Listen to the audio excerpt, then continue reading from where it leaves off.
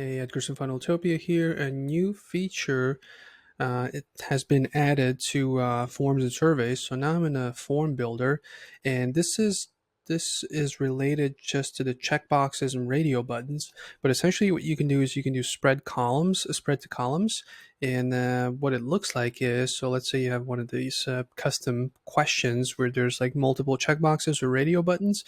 They're usually by default. I mean, not usually, but by default, they were all in like one line. But now you can put them in columns. So over here, if you click on it and you switch this toggle, you can do multiple columns because, there's a lot of white space, right? So you can do maybe like two columns, or maybe you can do even three columns for this, right? Because there's more elements.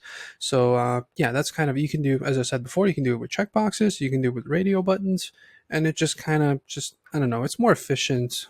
The use of space as opposed to this is just a lot.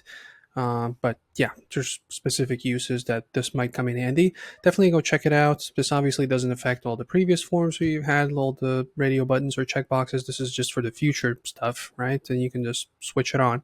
But yeah, check it out. And if you have any questions about this or anything else Funneltopia related, click on down below, 24/7 chat support. But if you don't have any questions, I will see you in the next video. Bye.